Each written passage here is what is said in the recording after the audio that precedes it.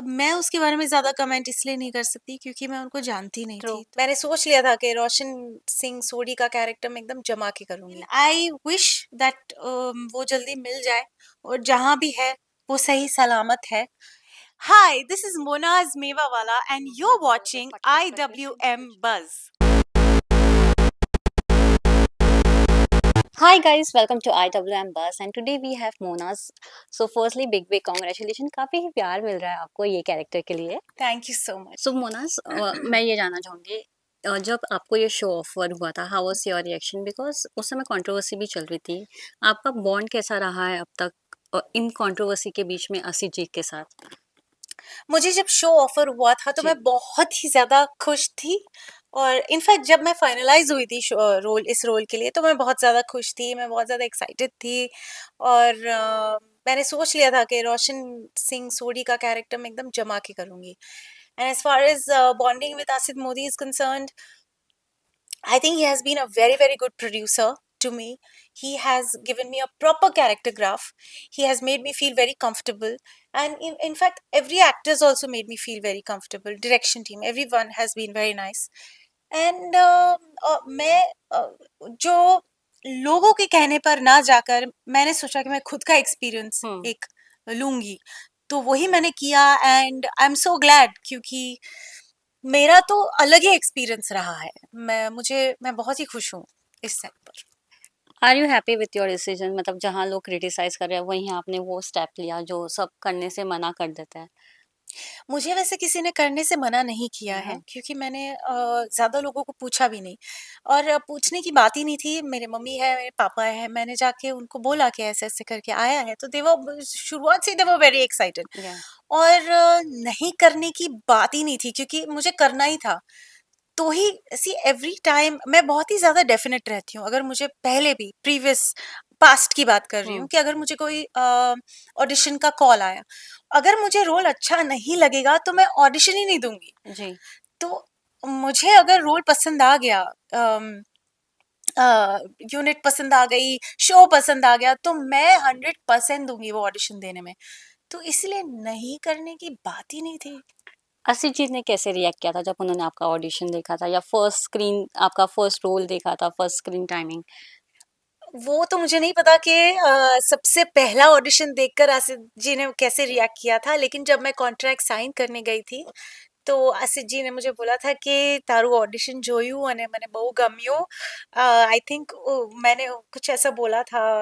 रोशन को लस्सी बहुत पसंद है, जी. तो मैंने इम्प्रोवाइज किया था कि कितनी लस्सी पिएगा, किधर से लाओ लस्सी, अभी किधर से लाओ इतना दूध, भैंस लेके आती हूँ फिर अपना घर टवेला बन जाएगा। ये सब मैंने खुद ही बोला था, तो उनको वो बहुत पसंद आया था। तो उसके बाद आपको और कुछ टिप्स मिले थे उनसे? हाँ, उन्होंने बोला कि तू ये भी कर सकती है, तू बीच-बीच में थोड़ा डांस भी कर सकती है, तू बीच में पारसी वर्ड्स भी यूज़ कर जी. सकती है। तो कैरेक्टर ग्राफ आसिफ मोदी ने मुझे इतने अच्छे से दिया है कि मेरे दिमाग में कोई कन्फ्यूजन ही नहीं था। उन्होंने मेरा सारा कन्फ्यूजन ही क्लियर कर दिया। How is your bond with the production team and the बाकी जो को स्टार्स हैं, या कैसे ऑफ स्क्रीन टाइम स्पेंड करते हो आप सब एक साथ? ऑफ स्क्रीन तो हम बस ऐसे ही हम सेट पर आते हैं, फिर हम चाय पीते हैं, नाश्ता करते हैं और फिर इधर-उधर मस्ती करते रहते हैं। वो ऑन सेट होता है और फिर जब हम मेकअप रूम में होते हैं तो फिर हमारी अलग से बॉन्डिंग होती है। कभी-कभी गहरी बातें होती है, कभी फनी बातें होती है, कभी इधर-उधर की बातें होती है। जैसे कि आजकल जो गर्मी यस. चल रही है उसके बारे में बात होती है। तो मतलब नॉर्मल है, जैसे how we slowly and steadily yes. Get to know a person.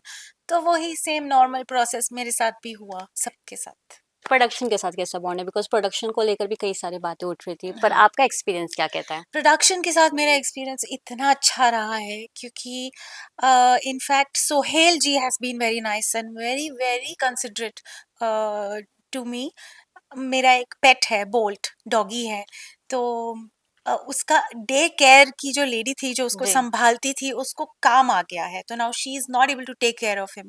तो मैंने सोहेल जी को रिक्वेस्ट किया कि जब तक मुझे कोई दूसरा ऑप्शन नहीं मिलता है उसका ध्यान रखने के लिए, तब तक क्या मैं उसको सेट पर ला सकती हूँ। तो सोहेल जी ने मुझे इतने अच्छे से जवाब दिया कि ऑफ कोर्स वो तो तेरा फैमिली मेंबर है, हम फैमिली मेंबर को थोड़ी ना मना हुँ, करेंगे।